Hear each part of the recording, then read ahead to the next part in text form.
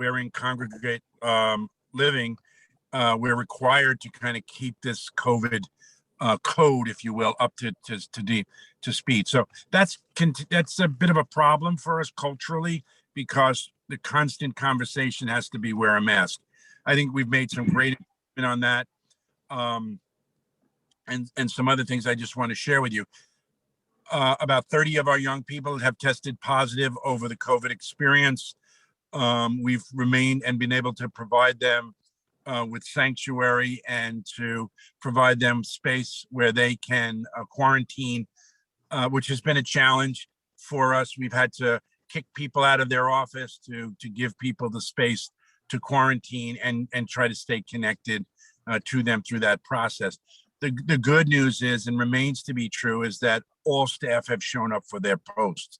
No one has kind of raised the flag and said, well, I'm not coming in because there's kids with COVID. As frightening as that has been, I think that's a tribute to the spirit of our staff and their commitment to our mission and to our young people. 29 of our staff have tested positive. That's put another pressure on us because we've got to cover shifts. You know, we're a 24/7 program. We need to have supervision of our young people who are coming in off the street.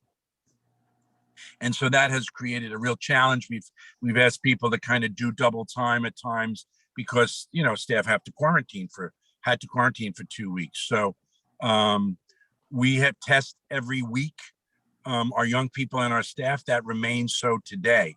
So again, a major drain on what we're trying to do, but safety and sanctuary has always been the core philosophy of Covenant House. If a kid doesn't feel safe, they don't stay. As you know, no kid's forced to. So sanctuary is something that we always look at, and COVID has created the challenge for us to maintain that at a high level.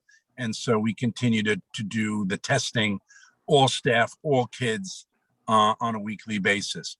Some of the good news is in the last 3 weeks, we haven't had anyone test positive, kid nor staff. So we've enjoyed that. We have a task force that's set up for COVID. It's our brightest and best people on it.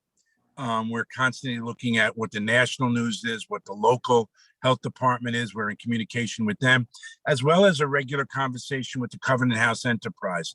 As you know, we're in 6 countries and we're in 30 cities.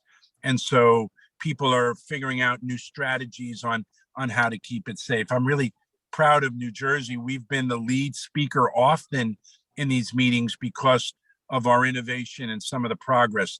Covenant House New Jersey's staff has the highest ratio of vaccinated staff members, which we're proud of.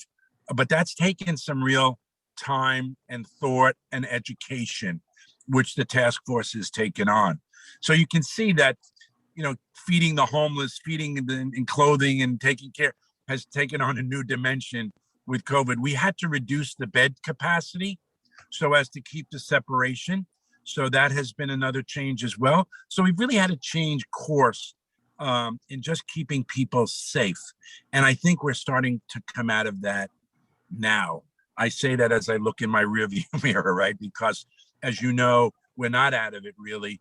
And there's a lot of talk about it. And we will continue to keep this course of major safety, of testing, of vaccination. We just did a really cool thing today in Atlantic City where we did an innovative kind of engagement with young people about educating them on the vaccine. And we had 5 out of 16 kids get vaccinated currently. That's a good number for us. We're excited about that. And we're looking forward to sharing that with Covenant House community internationally in the next few weeks. That's a good number. But again, just so you know, our young people living in the inner city, vaccination has been a real challenge for the inner city. And it's a challenge for us, for our young people, and one that we're taking very seriously and trying to educate and inform and inspire and motivate. That means incentives, by the way, for those who don't know what that means, to try to get them to take the vaccine as we go forward. So we'll keep our shoulder power to that. And that's really the COVID conversation. I think I'll end it there and let people ask specific questions.